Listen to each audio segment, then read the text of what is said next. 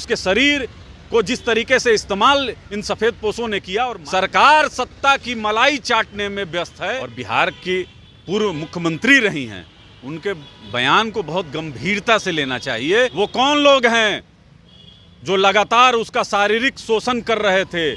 देखिए, बिहार के मुजफ्फरपुर के बहुचर्चित शेल्टर होम कांड को अभी लोगों ने भूला भी नहीं कि एक और शेल्टर होम की खबरें सामने आ गई। देखिए, मुजफ्फरपुर में जो घटना घटी थी, उस घटना को याद करके आज भी रोंगटे खड़े हो जाते हैं। एक बार फिर से पटना के गायघाट स्थित शेल्टर होम में जो खबरें आई, जहां जो बच्ची थी, उन्होंने गंभीर आरोप वहां की वार्डन वंदना गुप्ता के ऊपर लगाया, जिसके बाद समाज कल्याण विभाग ने क्लीन चिट दे दिया। देखिए, महिला विकास मंच की तरफ से जो आप कह सकते हैं कि निर्भया की वकील थी, उनको भी कल पटना बुलाया गया और एक प्रेस कॉन्फ्रेंस किया गया। आज तमाम विपक्ष की पार्टियां ये सवाल कर रही हैं। हमारे साथ लोक जनशक्ति पार्टी रामविलास के प्रवक्ता चंदन सिंह साथ में हैं। चंदन जी, कैसे देखती है लोक जनशक्ति पार्टी रामविलास जिस तरह से शेल्टर होम की तस्वीरें और खबरें फिर से निकल के आई है? देखिए, बहुत दर्दनाक है और हम लोग पीड़िता के साथ में खड़े हैं। जब हम लोग सुने कि मोटे वाले अंकल, तोंद वाले अंकल, टोपी वाले अंकल, खादी वाले अंकल, वो कौन लोग हैं जो लगातार उसका शारीरिक शोषण कर रहे थे, नोच नोच कर खा रहे थे। अब पीड़िता सामने आई है और समाज के प्रबुद्ध लोग सामने आए हैं। और हम लोग लोक जनशक्ति पार्टी रामविलास पहले मांग की थी कि ऑनरेबल हाईकोर्ट इसका स्वतः संज्ञान ले। हाईकोर्ट ने स्वतः संज्ञान ले लिया, इसके लिए आभार। 7 तारीख को इसकी पहली हियरिंग है और हमें पूर्ण यकीन है कि न्याय अब मिल पाएगा। प्याज की छिलके की तरह परत दर परत निकलेगा। जैसे बिहार सरकार ने मुजफ्फरपुर बालिका गृह कांड में पर्दा डालने का प्रयास किया, उसी तरीके से इसमें भी पर्दा डाल रही थी। 24 घंटा के अंदर में जो संचालिका थी उसको क्लीन चिट दिया गया। चोर के दाढ़ी में तिनका उसी समय नजर आ गया कि आप इतना त्वरित कार्रवाई कर रहे हैं। देखिए, संचालिका के आरोप, उस पर आरोप तो बहुत पहले से लगते आ रहे हैं। किस ऐसे सत्ता पक्ष के शीर्ष के नेता हैं जिसका हाथ उसके सर पर है? हम लोग तो यह मांग करते हैं कि इसमें बहुत गहराई से जांच होनी चाहिए। क्योंकि देखिए, कल एक आईएएस महोदय का मैंने बयान सुना कि लड़कियों की सप्लाई मंत्रियों के आवास पर होती थी। वह कौन मंत्री हैं, वह कौन सफेदपोश हैं जिनके घर में इन लड़कियों की सप्लाई की जा रही थी? यह जनता और देश के सामने आना चाहिए। और मैं आपके माध्यम से ऑनरेबल कोर्ट को यह आग्रह करता हूं, कोर्ट से यह आग्रह करता हूं कि बिहार में जितने शेल्टर होम हैं, उन तमाम बच्चियों के मेडिकल टेस्ट होने चाहिए। एक बात बताइए, अभी जस्ट थोड़ी देर पहले ही बिहार की पूर्व मुख्यमंत्री राबड़ी देवी का भी बयान आया। उन्होंने कहा कि सरकार ही तो सप्लाई कराती है। देखिए, बहुत गंभीर आरोप हैं और बिहार की पूर्व मुख्यमंत्री रही हैं, उनके बयान को बहुत गंभीरता से लेना चाहिए।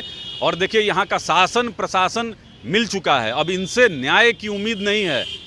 मैं तो ऑनरेबल कोर्ट से यह भी मांग करूँगा कि यहाँ के एसपी और डीएम को तुरंत हटाया जाए। जिस तरीके से उन्होंने 24 घंटा के अंदर में इस केस को रफा दफा करने का प्रयास किया, तो इसमें एसपी और डीएम को तत्काल हटाया जाए ऑनरेबल कोर्ट के द्वारा, तभी न्याय इसमें हो पाएगा।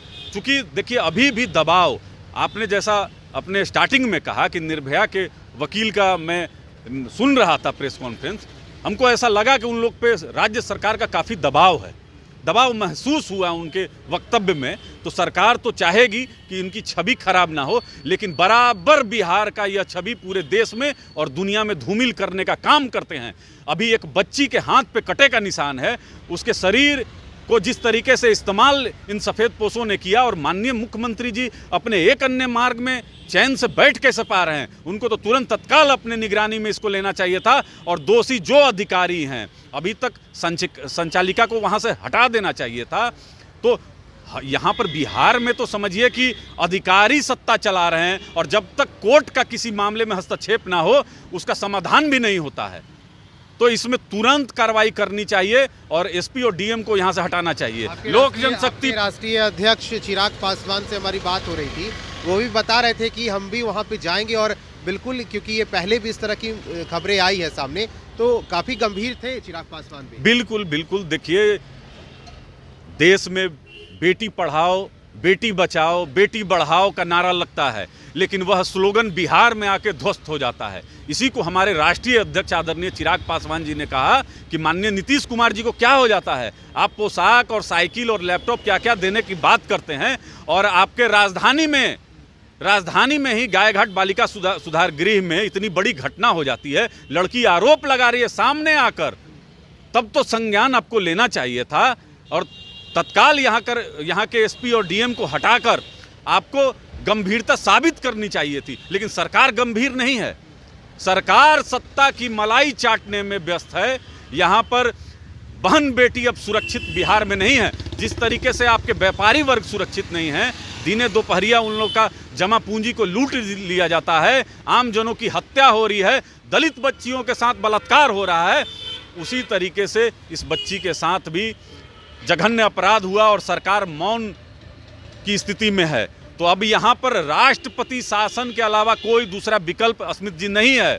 हम लोग तो रात दिन आवाज़ उठा रहे हैं, लेकिन सुनने वाला कोई नहीं है। चलिए देखिए, लोक जनशक्ति पार्टी रामविलास के राष्ट्रीय अध्यक्ष ने पहले ही ये मांग की है कि बिहार में देखिए अब राष्ट्रपति शासन लगाइए, क्योंकि जिस तरह से खबरें निकलकर सामने आ रही हैं यह बिल्कुल गंभीर विषय है और इस पर जरूर सरकार को रुख करना चाहिए। आप फर्स्ट बिहार के साथ बने रहें।